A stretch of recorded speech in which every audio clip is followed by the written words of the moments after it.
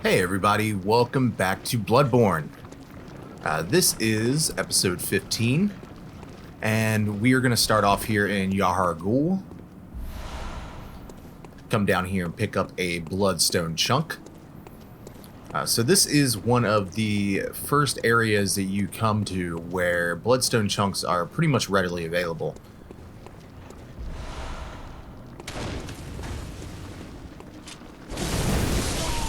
I wanted to talk a little bit about that amygdala fight that we fought in the Nightmare Frontier in one of the last episodes. That fight is pretty good. I really actually enjoy that fight a whole lot. Of course, I used the Executioner's Gloves to pretty much completely wreck him, which was pretty surprising to me, that it was doing as much damage as it was.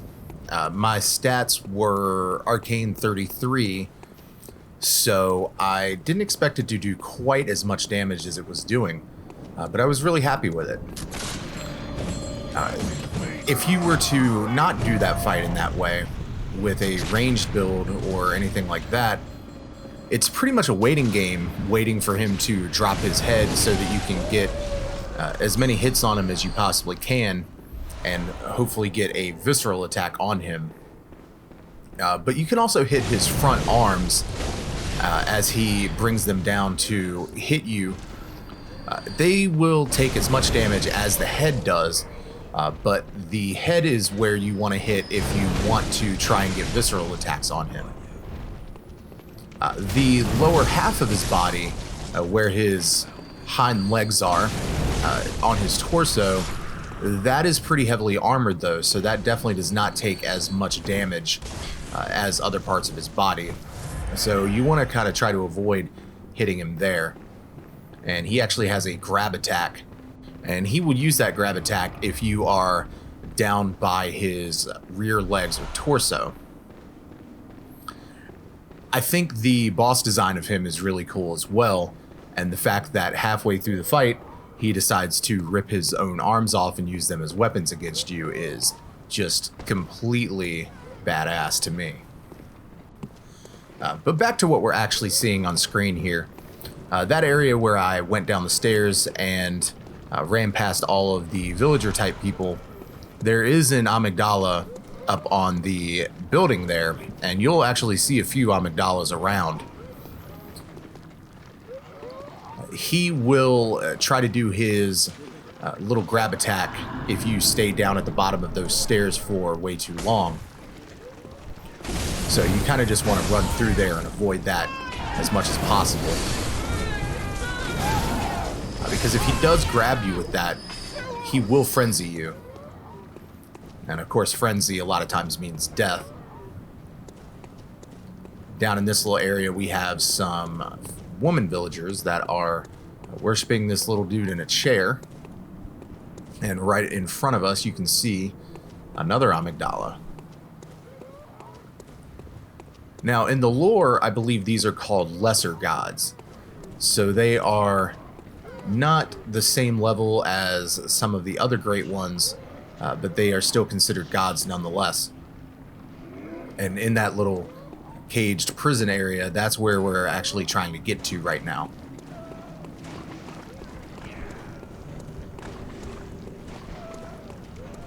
This place is very, very heavy on the bell ringing women, so as you can see, even though I defeated all of the women that were up here previously, they are back because they keep being summoned by the bell ringing women.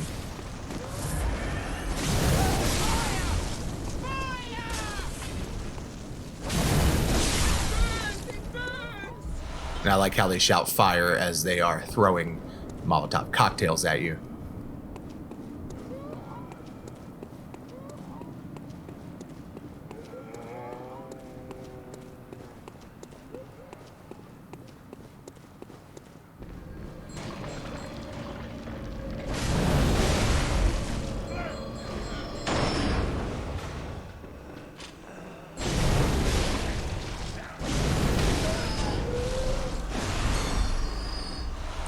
The one thing I will say for the bell ringing women in this area is they do not try to hide them from you. Now, most of the ones that you find are going to be out in the open. There are a few that are tucked away in some corners, and there is one that I believe is pretty heavily hidden. But for the most part, they're pretty easy to find, so you won't have the respawning enemies just constantly going at you. There, I just opened up a little shortcut that goes back to the first lantern to give a little bit easier of a way to get back.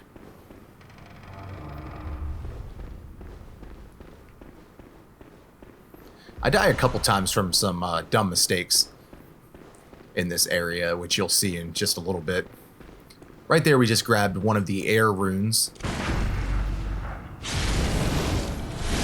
A little bit that I haven't really mentioned about runes is that there are typically 3 versions of each of them, with some exceptions, of course.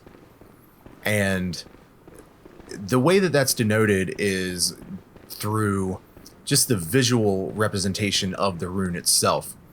The more powerful the rune is, the more defined the symbol on the actual icon will be. That, of course, means that they do also stack. So take the Moon Rune, for example, which gives you more blood echoes when you kill enemies. If you have all 3 of those will stack. Now, let's say you have more than one of the same type of version, those will not stack. Of course, I don't believe that you can actually get those same types of versions through regular means in the game, as I don't believe that I have ever found more than one of the same version. So it's probably not even possible to find the same version of one. And as you can see right there, there's an amygdala up there who is shooting his little laser down to try to kill us. He succeeded, of course. So I didn't cut the run back out because it's not a very long run back.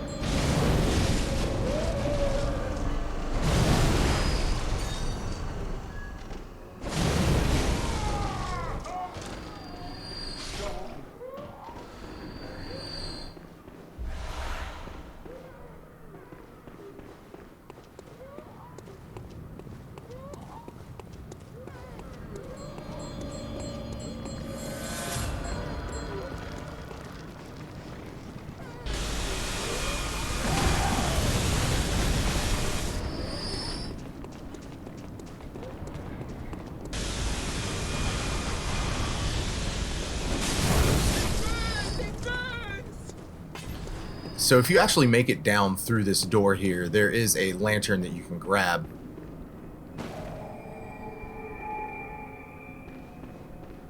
And if you look down there, that is where we came in the first part when we got captured by the Snatcher. You can no longer access that lantern. That lantern has been broken. And I'm heading back up these stairs because there is a gap in the fence here that we need to go down. And there it is.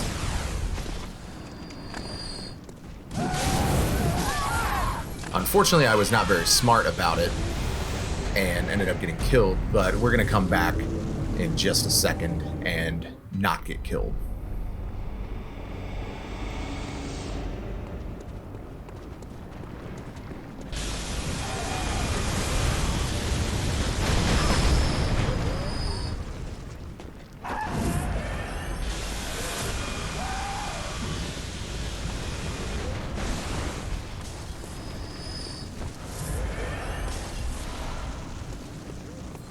Unfortunately, I thought that I was away from the laser enough every single one of those times, but I just was not able to get through it. Luckily, if you do have enough health, the laser will not kill you in one hit, but if you don't have a whole lot of health, that thing will take care of you in about one hit. I don't know how I did it, but My muscle memory defaulted to using square to try to heal there. I think it was because I was playing Dark Souls a little bit before I actually recorded this episode.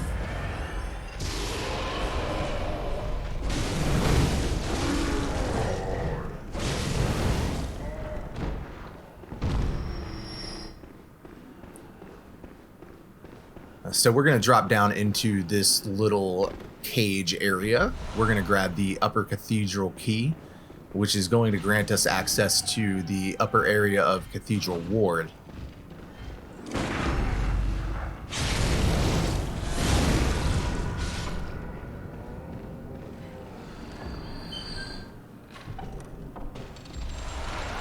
And that is the Tiny Tonitrus, which is another arcane spell that we can use. Not one that I typically use a whole lot.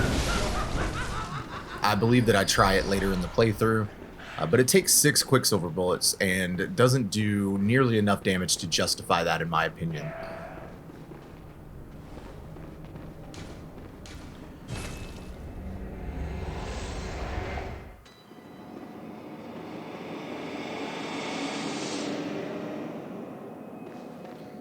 So we're back in Cathedral Ward now. There ain't no more survivors. There can't be. Yarnum's done for.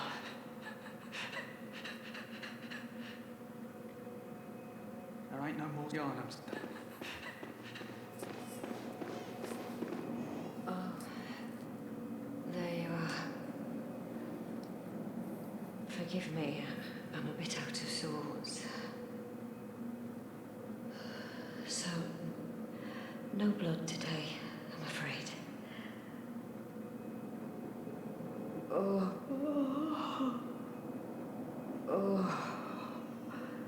there's something wrong with me.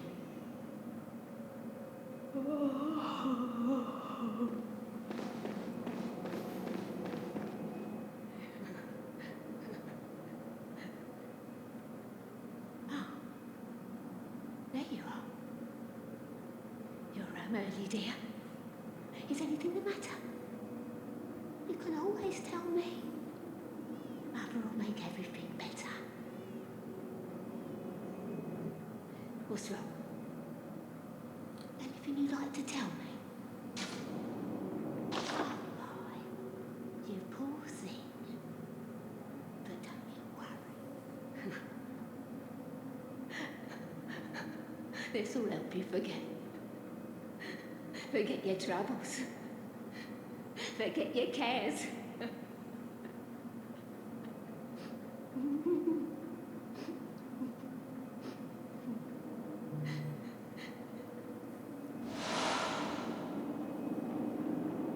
Oh, what is it, dear?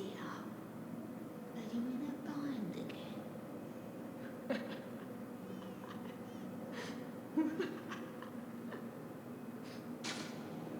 Oh, boy, you poor thing. But don't you worry. This will help you forget.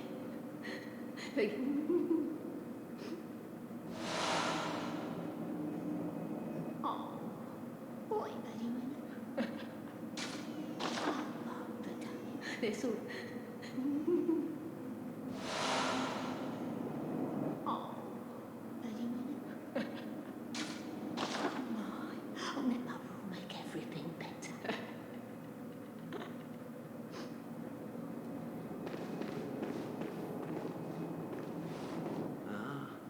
Your lies spin a web, but I see through your deceit.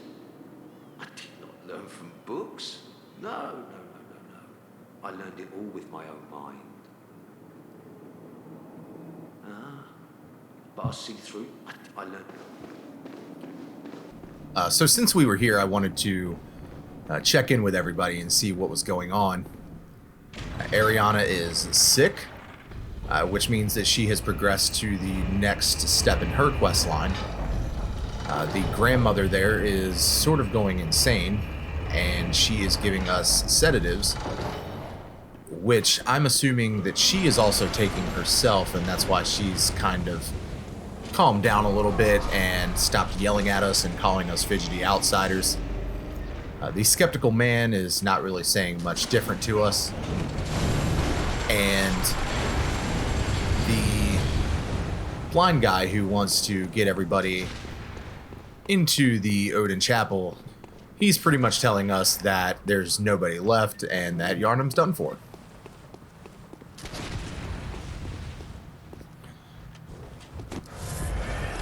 So we've already been to this area once before.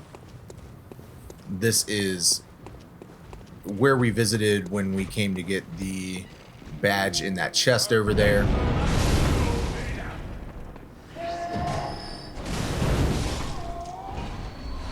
And of course, if we had gone down, we would have gone to the abandoned old workshop again. But there's no reason to go down there at this point in the game, I believe. Now, that key that we just grabbed in Yahar Ghul will open up this door to Upper Cathedral Ward.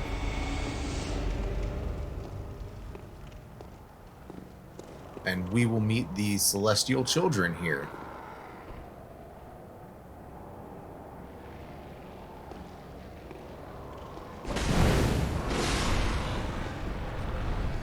Really creepy looking enemies.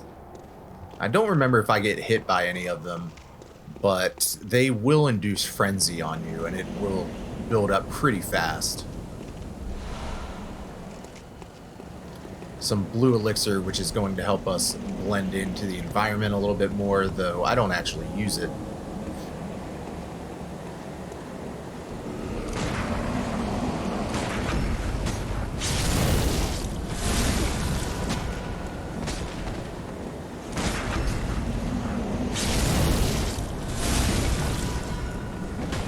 Something worth noting on these guys, since I do have higher insight, the lantern that the one guy was carrying had eyes that were just kind of protruding out of it.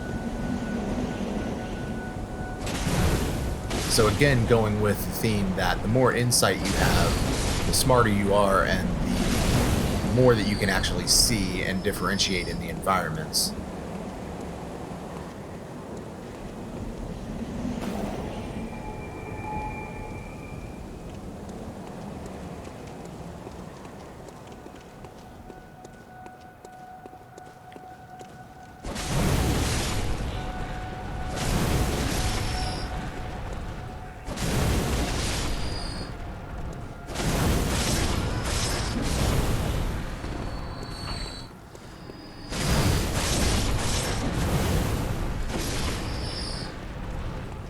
I really like the atmosphere in this area. It really leans into the horror side of Bloodborne a little bit more than just the werewolf thing in general.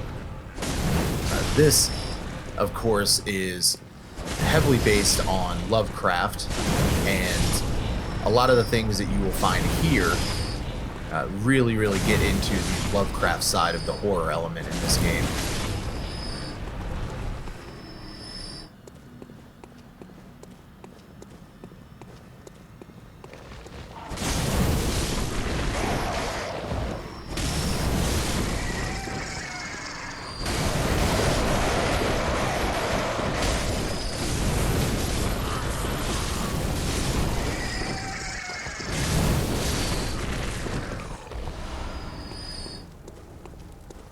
And even at later levels, those crows can be really dangerous.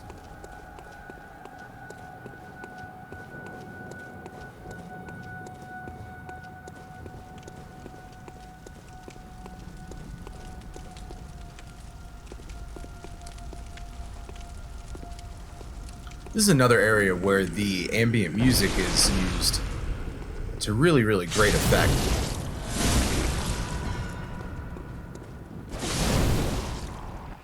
I'm not really sure if that's representative of anything, but it seems like something is sort of singing. So I kind of wonder if it is the celestial children singing, or maybe the celestial emissary that you find later on in the level, or maybe like a Breedus, which we will also fight later on here. I'm just not quite sure. But it does stop as soon as you get into the cathedral here.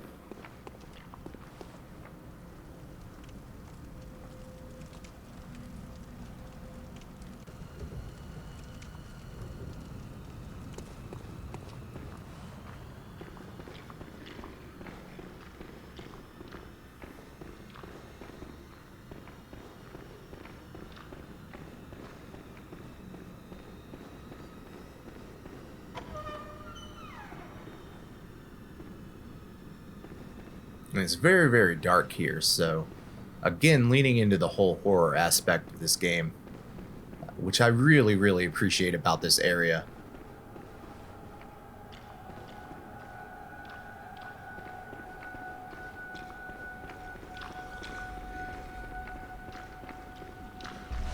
We're about to be surprised.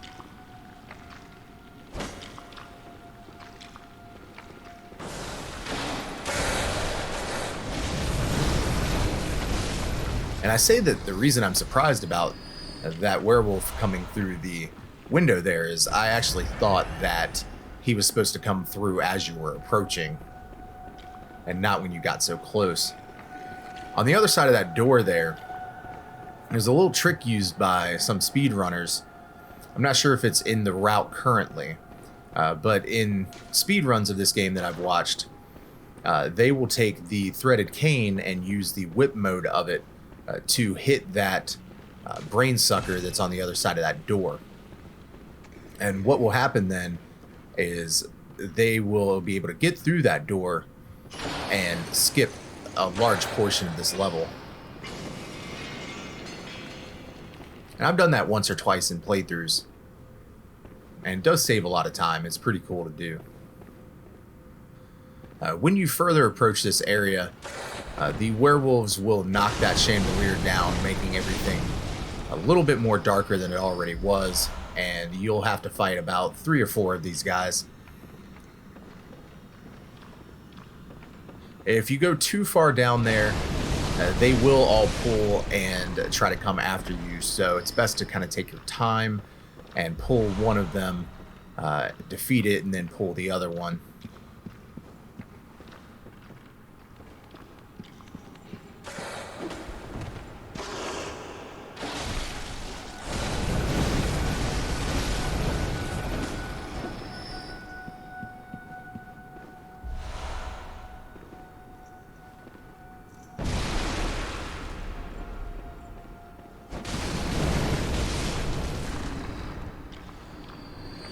And again, you can see the Augur of Ebrita shining there.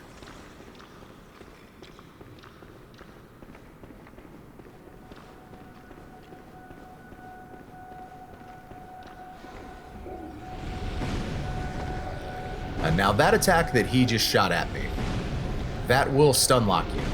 And it will stun lock you for a really long period of time, allowing him to come jump on you and take your insight. I was trying to actually get him to come closer.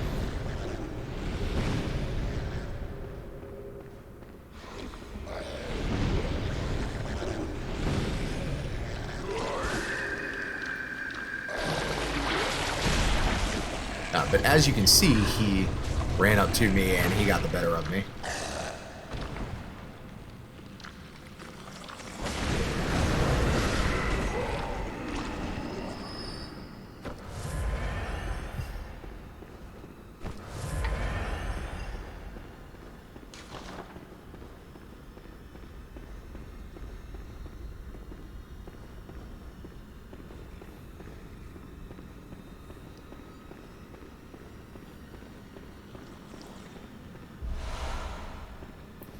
And right there, you can pick up some Ritual Blood 5s, which are going to allow us to get to the later levels of the Chalice dungeons.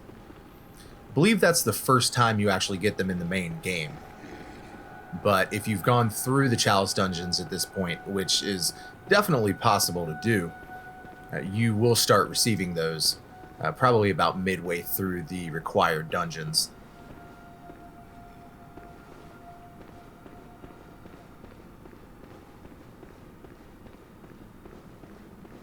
And don't fall for this trap. The Wandering Madness there will sometimes run into that room at the end of the hallway, And there is a brain sucker there that's waiting to get you.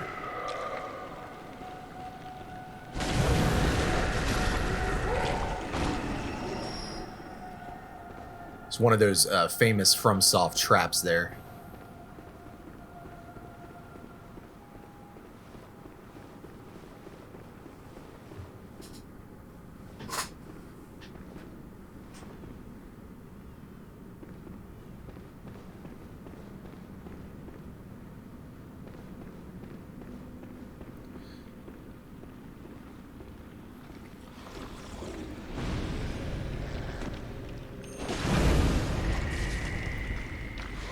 So I forgot about the other brain sucker that was there. This is the other side of that door that I was talking about a little bit ago. And if you're not careful, he will come up and grab you just like he did to me.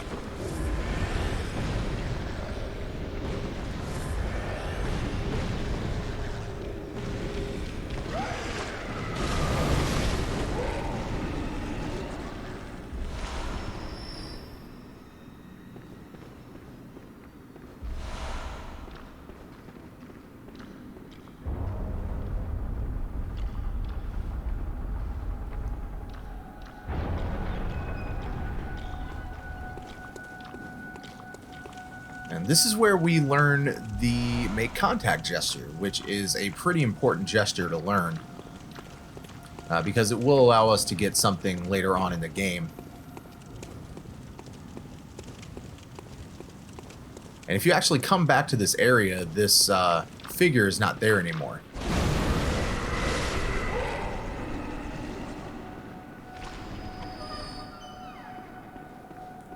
I don't know if that has any real significance to anything going on in the game, but it's interesting to note that that happens.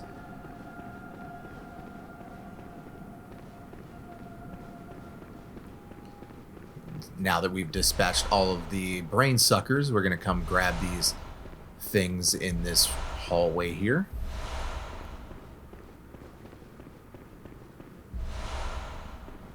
Some more pearl slugs for the chalice dungeons.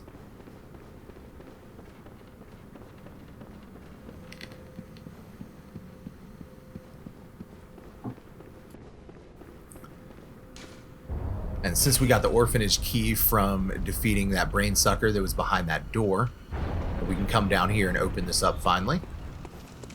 And that's how the speedrunners of this game actually skip that whole area. By killing that guy behind the door, you get the orphanage key, and you can just come down here, open up that door, and then open up this shortcut and continue on to the Celestial Emissary.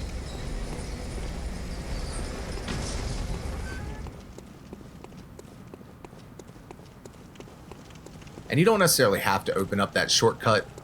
Celestial Emissary is a pretty easy boss fight altogether, but it's one of those ones where it has a lot of enemies that are placed around the arena, and if you let them kind of gang up on you, they really can overwhelm you and take care of you that way.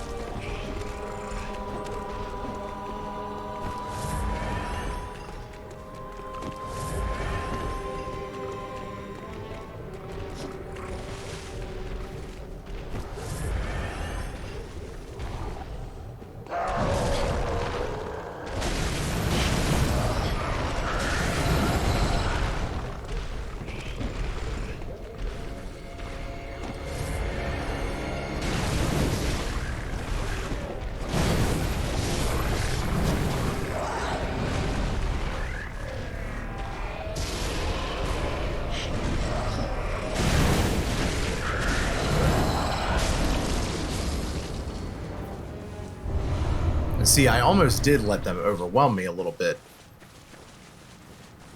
But we got through it in the end, of course. That was a boss fight that in my first playthrough I completely missed because I did not ever come up here. I don't even remember if I got the key or if I just didn't realize where that key was actually used at. Because by the time that you get to Yahar Ghul, you could very well have not been to Cathedral Warden forever and not even realized that there was an upper part of that area that you could go to. What is it? Very well, So we're going to put some more points into endurance, and then we're going to head back and go through that window that we just broke.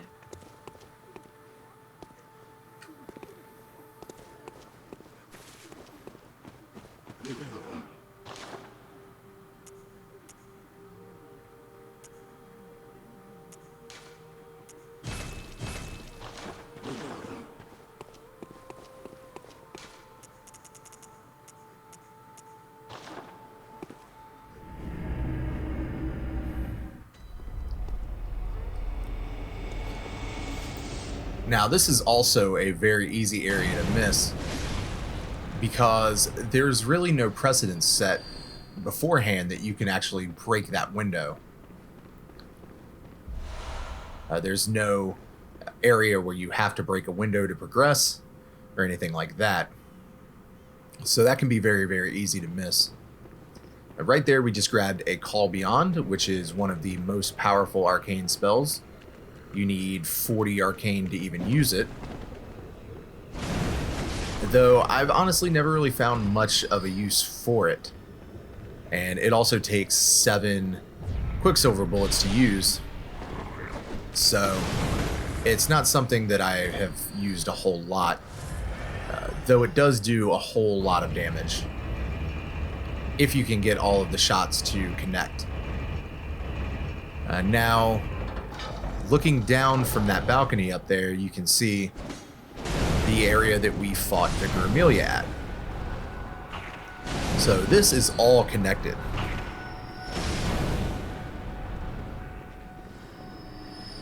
And down here, we're going to take the elevator and go to the Altar of Despair, which is where we will find Ibridus. This is the Great One that the Bergenworth scholars found in the Chalice dungeons. She was left behind by the other Great Ones when they decided to leave this planet and this plane of existence. So she has just been here, just kind of hanging out. Really kind of sad, honestly.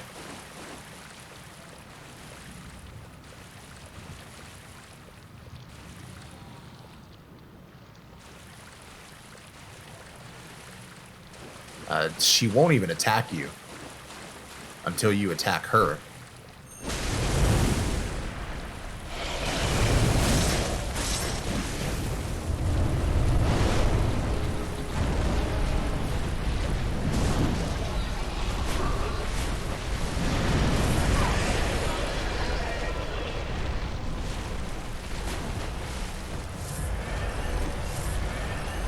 One of the things that I want to note is this is thought to be the source of the Healing Church's blood. So all of the blood that they are using to actually heal people is coming from Ibridus here. At least that's what I've been led to believe. And I know that that's a lot of people's speculation anyways. Now, I'm talking through this boss fight because, unfortunately, I do not defeat Ibridus this time. This can be a pretty difficult boss fight if you manage to get stun-locked by her. What she's spitting out there can cause frenzy to you. And she does have a charge attack that is pretty powerful and can kill you in one hit if you get hit by it and don't have enough health.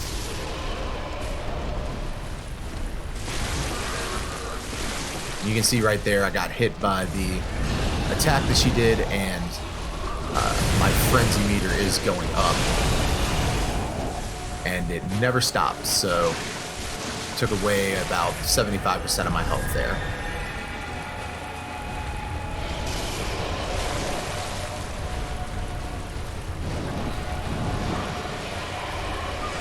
She will also use a Call Beyond, which of course is the spell that we just got a little bit ago.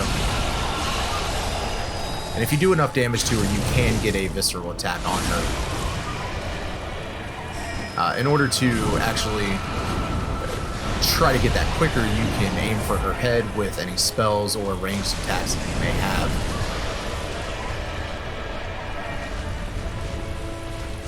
And in the second phase of the fight, she gets really, really aggressive.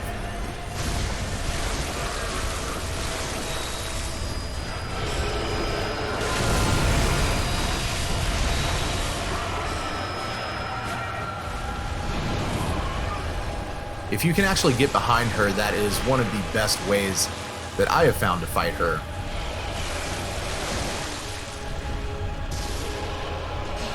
But unfortunately, a lot of the time, she actually wasn't allowing me to do that.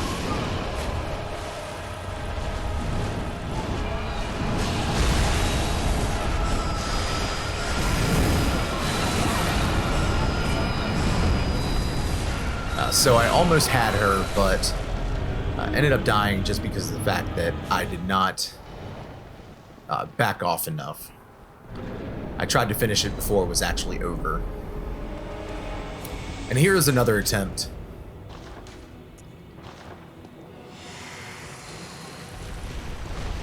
This one I did not get as far in.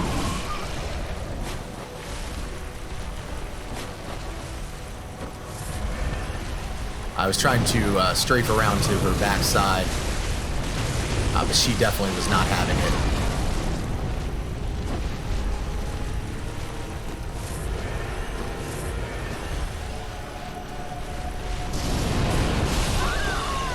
And there's the charge attack that I was referring to.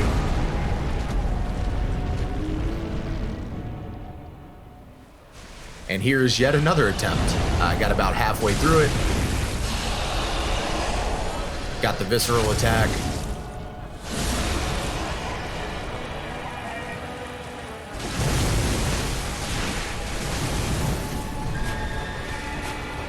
Just for some reason, I don't know if I just wasn't paying enough attention to what was going on, but this is her using the Call Beyond, and that will kill you.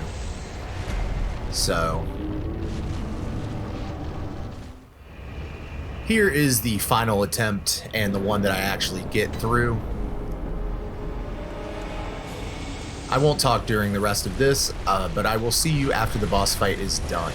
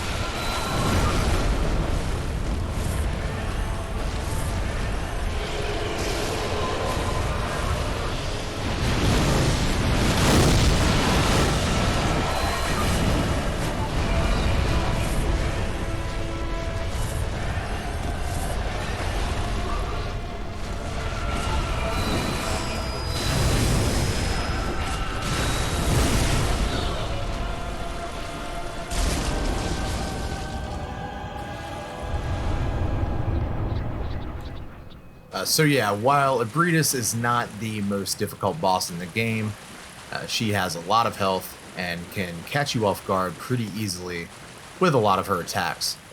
One of the ways that you can also defeat her is to bait that head slam attack that she did and try to do as much damage to the head in that way to get visceral attacks off. So this is going to do it for this episode. Thank you very much for watching. And we're going to go back to the Hunter's Dream here, do some stuff, and I will see you in the next one. Have a great day.